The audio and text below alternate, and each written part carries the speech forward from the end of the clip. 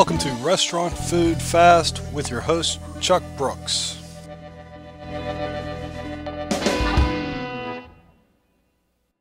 Everybody, welcome back to Restaurant Food Fast. Actually should have been our first episode, but we wanted to shoot the pilot just to see how it went and see what the reception was. Everybody seemed to enjoy it, so I'm going to go a little more in depth with some things to show you how to set up to make your cooking easier. First thing I want to talk about, though, is the recipes again. During the pilot episode, I said you could change anything to make these recipes your own. That includes, for those of you out there that are vegetarian. Now, not all of the recipes, but a lot of my recipes are going to be using proteins.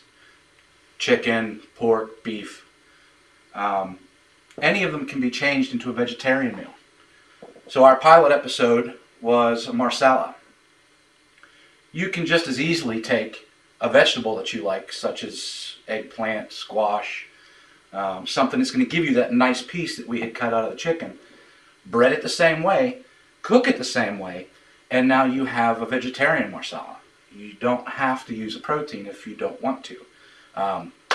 Doesn't look like I'm a vegetarian, but again, the meals are all the same. You cook them the same way. So most of the things I'm going to do are going to have the proteins in them. Again, it's easy, it's simple. You just change your main ingredient and you've got a vegetarian meal. So, like I said before, don't be afraid to change these things. It makes your own dish. So, that being said, I'm going to go into the things that make your life in the kitchen a little bit easier. Number one thing I find if I cook in someone else's house that annoys me the most is what I'm cutting with. I'm, I guess, fussy. You know how you hear people are tool babies. Well, I'm a knife baby. I have certain knives that I like to use. Now, you don't have to have a bunch of them. You don't have to go out and buy, a great big $600 knife set. You don't have to get the blue titanium, any of that stuff. You can go out and this is the last knife I picked up. As far as knives go, it's not hugely expensive when you start to get into professional grade. This was, I believe, about $45. I like it because it's not real big. When you're not cooking in a production kitchen, you don't need, a typical chef's knife in a production kitchen is a 10 to 12 inch chef's knife. It's huge. You don't need that when you're cooking at home. This, for me, works. Does everything I need it to do. Works just as well as a vegetable cleaver, and even as a meat cleaver for something that's not real big. You can, like I say, pick one of these up for about $40. Don't have to spend that much money. You can go to Target, Walmart, any of those places. My main thing is there are 3 basic knives that you're going to want to use.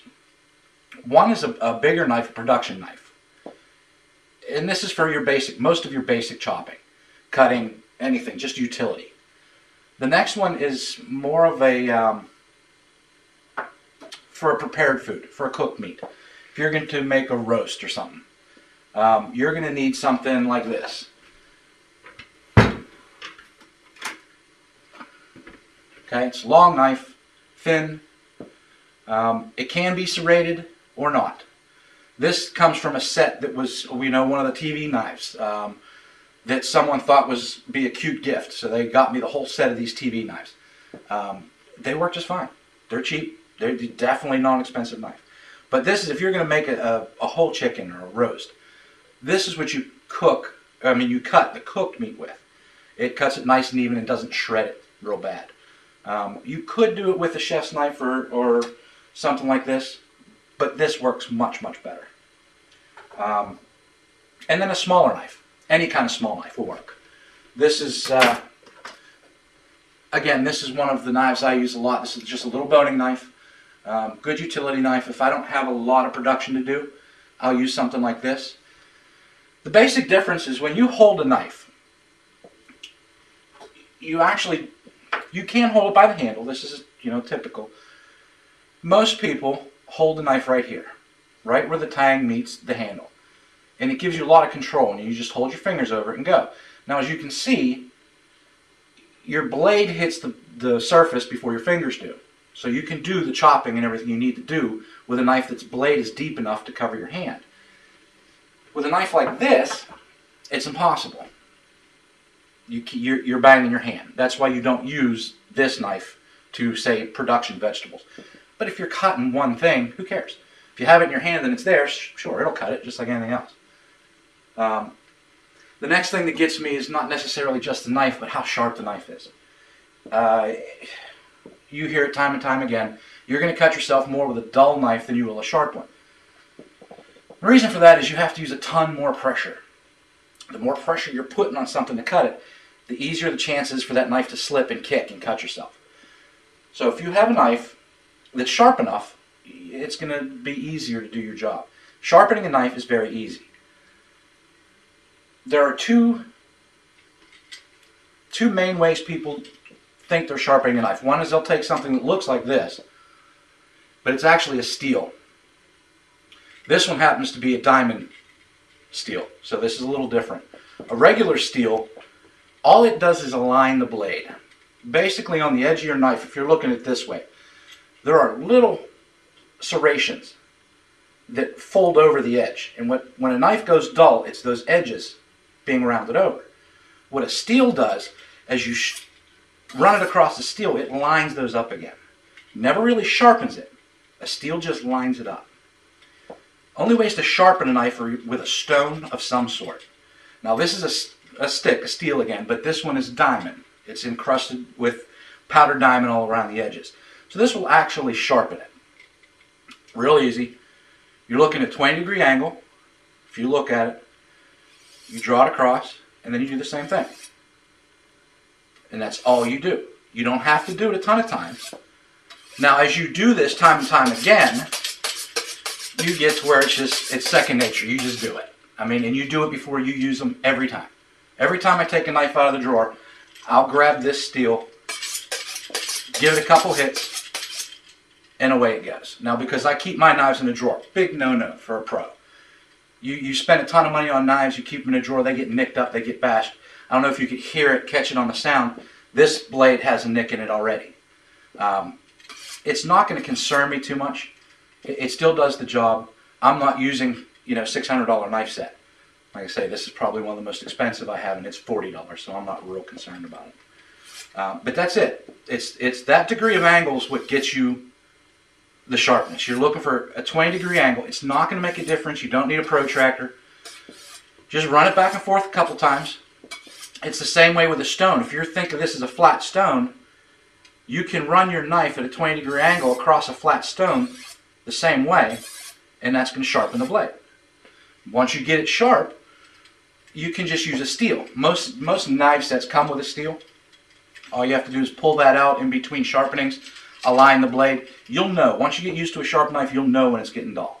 So these are the things that are going to make your life a lot easier. The other things that I use all the time. I have big expensive cutting boards. I have specific ones. I have marble boards for doing confection. Typically, you'll see me grab one of these. You can run down to any dollar store and get these for like $4 for $1. They're cheap plastic mats. They're easy. They clean up in a dishwasher, which means you got them sanitary, safe. You've got, any bacteria that's on them is going to be killed in that temperature. You don't have to worry about cutting them up. Who cares? If you run a knife through it, so what? Throw it away. It's 25 cents. It's not a big deal. If you like big, expensive boards, that's great. I like them too. I like heavy. Everybody uses the acrylic or plastic boards now. You just got to have a place to store them. These, you can fit a ton of these in the same spot you can fit any cutting board. The other things are pans. This is, I have no idea where this came from. Teflon. This has just been hanging around the house forever. I don't know where I got it. Not real expensive. It says it's Miro. Don't even know what that is. But it works just fine. You don't have to buy expensive equipment. It does the job. As long as it doesn't warp, that's the biggest problem you'll have. If you use, it's funny, but if you read any of these pans, it'll tell you don't use over high heat. You're cooking. You're going to put it over high heat. The thinner the pan, the quicker it warps. And what happens is this bottom starts to bevel. And you're going to have a high spot right here. And you'll know because you'll pour oil in it. Oil. And nothing's going to hit the center, so all can go around the edges. At that point, that pan's shot. Just throw it away. Thicker the bottom, the better the pan, the more expensive the pan. So you got to, get your middle ground there. You can go, I got these as a gift. This is a real nice pan. It's one of the TV Chef series pans that someone got me as a gift. But this is one of my favorites because it has, if you can see, it has a huge thick bottom plate on here. And it's composite. There's a ring of copper that goes around this pan. And it's fused to the bottom, and then they put this heavy bottom on it. Now the heavy bottom does two things. It keeps it from warping, keeps the heat in this pan, and it also it just makes it easier to judge your temperatures. The thinner the pan, the more fluctuation you're going to get when you pull it on and off the heat or you change your heat. If you have a big thick bottom pan, it's going to get to a certain temperature, it's going to stay there better. It's going to be a more even temperature. The best pans, in my mind, are the coppers. If you get the copper clad pans, and you've seen all the big time chefs will have hanging up these coppers. Copper disperses heat wonderfully. It's the best pan you can get for dispersion of heat. They're way too expensive. I don't even think about it. This one's fine. Like I say, if you can see this seam here, has a copper seam in the bottom of it. These again are way too expensive. I would have never bought this. Like I say, it was a gift. Works out great. I like having it. There are also certain things in your kitchen that'll make your life a breeze, particularly single guys out there. If you go get a griddle, you're going to end up loving it. These things are cheap, and they do a wonderful job for you. This thing, it's electric. I got the biggest one I could find because I have a family. It cooks an entire pound of bacon at once. They're great. I crank the temperature up. It goes up to about 400 degrees. You can cook anything you want on here. Even if you have multiple people over, it's short. You can fire how many? Like 16 hamburgers on this thing? If it's wintertime and you don't want to go outside and grill. Pancakes, eggs, I mean, you name it. Steaks. Quick, easy cleanup. You don't have to worry about pans. You don't have to worry about any of that. If you need anything that uses a Teflon surface and you're going to be doing a series of things at once, these things come in real handy. I know it's not a pro chef's choice thing, but I'm telling you, if you have a family, these things are great. So the other thing I want to get into is, in the pilot episode, I was talking about having food in the pan. I'm like, don't worry about it, you're not going to get yourself burnt. A couple people called me up and said, you know what, you might want to think about the way you're saying that. And I did, and they're right. Yes, this pan will burn you. This pan will definitely put you in the hospital if you don't know what you're doing with it. You can't grab it. You got to figure this pan's probably 500-600 degrees when you're cooking on it. What I'm talking about is inside the pan when you're cooking. The top of the food isn't hot. It's going to be warm, but it's not hot to the point where if you touch the food that's in here, you're going to get burnt. If you just flipped it over, yeah, it's going to be warm. I wouldn't lay my hand on it, but you can't be afraid of what you're using. You can't be afraid to move this pan. Unless you have it filled up to the brim with liquid or oil, and if you do that, you've made an error. Because if you have to fill something up that high, you're using the wrong pan. You know, you never want your stuff to be really over halfway up in a pan. Now, a pot's a different thing. If you're cooking soup or something like that, you're not going to be moving it around. You know, you just got to use some common sense. If you have a lot of grease in here, if you're, pan frying, you don't want to put your hand in that. Because if the grease splashes, it will burn you. So kind of take what I'm telling you, with a grain of salt. You got to have enough common sense to know that hot oil in a pan is going to burn you. If you grab this pan or you put your hand in the bottom of it, you're going to go to the hospital. So, like I said, take it with a grain of salt. What I was intending to tell you is that don't be afraid to cook. Don't be afraid to touch the food you're cooking. It's you. You're not going to contaminate it.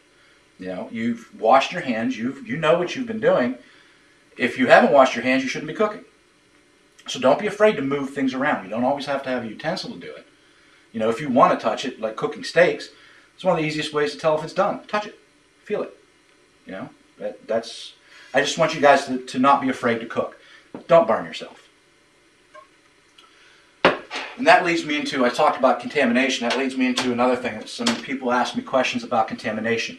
because they saw me cutting chicken. I had just cut mushrooms and I cut chicken on the same cutting board. It's called cross-contamination for a reason. One, the series that you cut things plays a big role in it.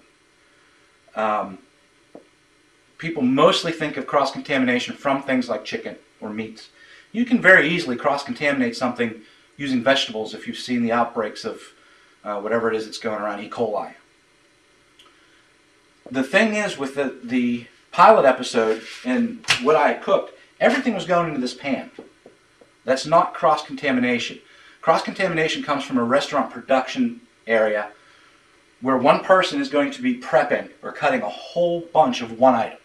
So they're cutting, 40 pounds of mushrooms. Then they go to cutting 40 pounds of onions. Then they go to, that's cross-contamination. When you do that, you need to either change your cutting board or bleach your cutting board. That's it. No ifs, ands, or buts. Because you don't know where that contamination is coming from, so it's much better to be safe than sorry.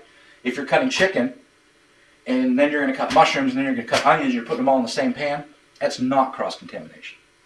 Because everything's going into that same pan, you're not crossing anything.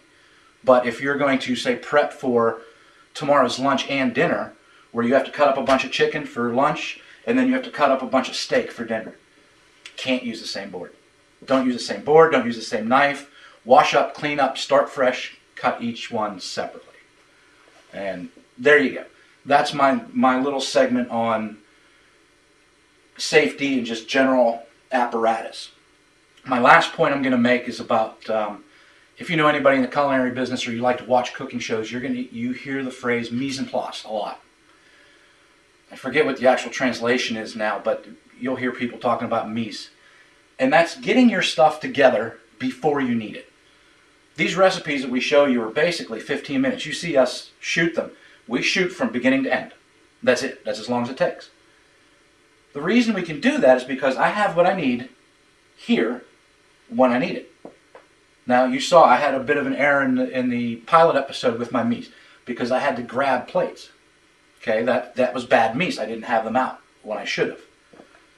But in general, your cooking will go much faster and much easier if you think ahead and say, okay, this is the recipe I'm cooking. These are the ingredients I need. What is going to take me the longest? This is how I have to do it in the series. So if you know you have to defrost something, put it in the nuke while you're doing your cutting or while you're getting everything else together, but have it all out. So that's one thing, one of the TV shows, Rachel Ray, I love watching her mise en place because she just grabs everything out of the fridge and takes it over to the cutting board because she has it all. She doesn't have to go anywhere after that. And that makes your cooking time so much faster. If you have everything out, ready to go, you don't have to run around getting everything and waste your time. Just have it there. Your recipe will go smooth and it'll be much faster. So that's it. This basically should have been my introduction.